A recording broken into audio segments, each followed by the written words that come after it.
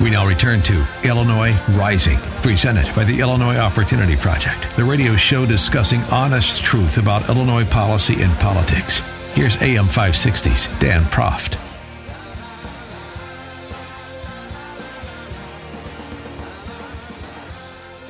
Dan Proft back on this edition of Rising with Hillsdale College Journalism Department member Scott Bertram, by way of Rockford, by way of Bennett Academy. Correct, sir. Yeah, very good. Congratulations on graduating from the best high school in the state.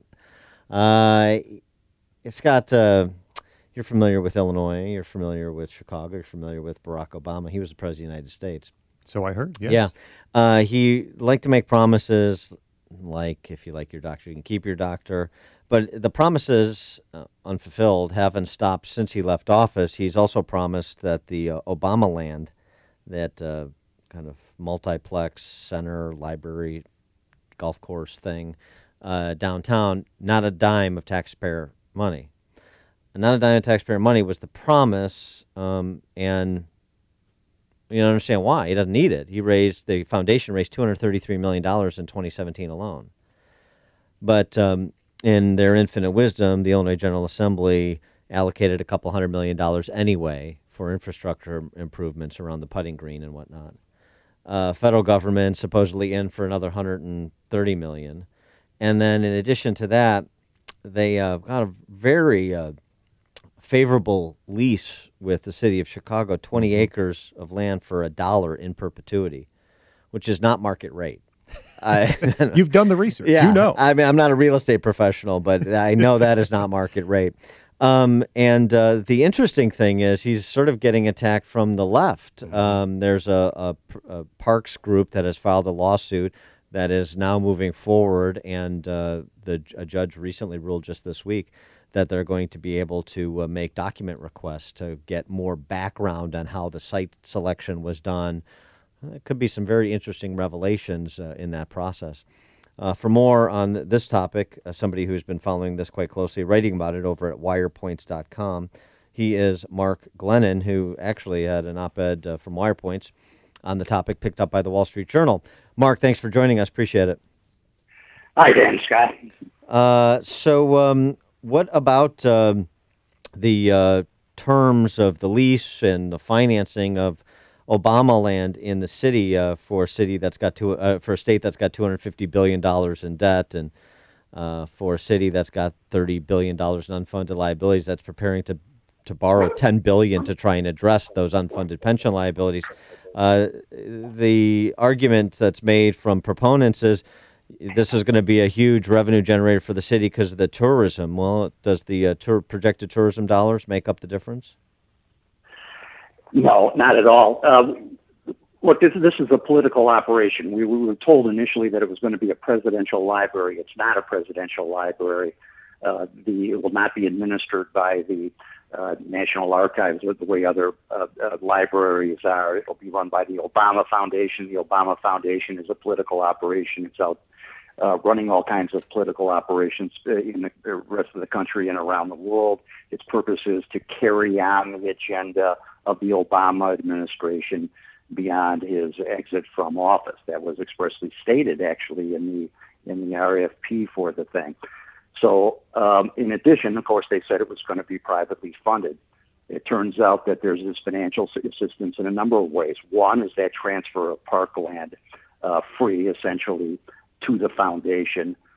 Two, it turns out that there's authorization for property tax in there, and that's what the initial lawsuit was based on. It hasn't actually been levied, but the potential for it is there to support the library. And then after that lawsuit was filed, the Illinois General Assembly stuck in its 1,200-page budget authorization for $200 million. It's a little discrepancy about what the number is from Illinois taxpayers. And now it turns out that that money is actually federally reimbursable. 80% of it is. So both federal and state taxpayers and local folks will be paying for this thing. And a lot of people are upset at it. As you said, it's on the left and the right. You mentioned part of this is federally reimbursable, but that means that there is still some of that money that the Illinois taxpayer is going to be on the hook for. Again, we were promised no money involved, no public money involved. How did something like this escape scrutiny as it was placed in the budget bill? Well, like so many things, it appears in 12 hours notice, and few people even picked it up. As you know, that 1,200-page budget bill was negotiated behind the scenes, crammed down the throats of rank and file members.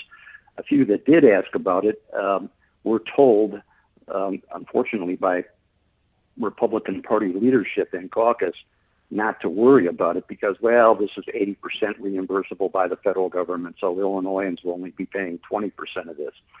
And it was part of the negotiated deal with the Democrats. But I'm told expressly by people who are close to those negotiations that the simple fact is, as you would expect, that the Chicago Democratic machine demanded this, and they get what they want. That's how it happened. Well, interesting though that the going back to the lease for $1. I mean, this is he wants this swath of land for this complex that he's going to develop. It seems like there was fairly strong bargaining power on the city side to generate something approaching market rents for the property. So, it wasn't like he's redeveloping a white elephant, and the city had, this was the best option that came along for the city to ascend to. Yeah, as between sort of the city and Obama, I would have thought that the city would have tried to get some money for this. Sure, they want to help Obama and promote the whole legacy of Obama and the Democratic Party and everything, but Obama can raise this money, and why the city didn't try to get something more out of this is a mystery to me.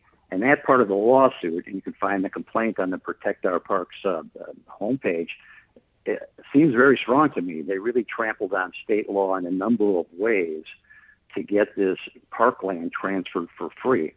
There were a number of ways that the parkland was supposed to be dedicated for parkland. And by the way, this is a great park. People may think they're not familiar with this, but if you've been at the Museum of Science and Industry, you look south, it's a beautiful spot. It's really one of the finest parks, urban parks in America, if not the world. And so I don't know what the market value is. It must be priceless, but they gave this away to the Obama Foundation for nothing. Yeah, I mean, Scott, this guy's got a real kind of talent for real estate. He got that slice of land from Tony Resco for nothing from the home. He's got the Obama Land Center for $1. This guy knows what he's doing when it comes to real estate, or at least how to do it here. I don't know. Evidently. Yep. Yeah. Hey, I wanted to ask, too, for a city like Chicago that's so attuned with progressive wants, needs, and desires, how have the developers, has this development so easily kind of swept aside the concerns of both the immediate community and environmentalists nearby? Well, that's where the left has been attuned to this. There are a number of national stories, even before the issues of funding came up, that Obama didn't enter into any kind of neighborhoods agreement for sharing this, and a lot of suspicion. It's mostly suspicion at this point, and I've heard from a lot of University of Chicago graduates in particular that have been unhappy with what they see as behind the scenes. They don't know what, but something funny is going on. They think that some inside land speculators and folks in the neighborhood are going to benefit from it. The University of Chicago, of course, has a special role here because they're sort of the guardian of the area. And it was actually their initial answer to the request for proposals that is the basis for putting the Obama Foundation there. So I think it is going to turn out to be very interesting what they learn through that discovery process. Of course, as you said earlier, the claim of the Obama Foundation is that it's going to create all these jobs. Mm-hmm. Come on. There's going to be a bunch of custodial jobs there. Maybe a few restaurants in the area are going to benefit. This is not a big jobs creator. And so putting in $200 million into this thing is vastly disproportionate to any of that kind of benefit. All those high-paying docent jobs that all these cities around the country are competing for, Mark. Right. He is Mark Glennon, founder and publisher of wirepoints.com, where you can also check out his op-ed on the Obama Center. And the Wall Street Journal this week, the Obama Center can afford more than $1 in rent. Mark, thanks so much for joining us. Appreciate it. Thanks, guys. Take care.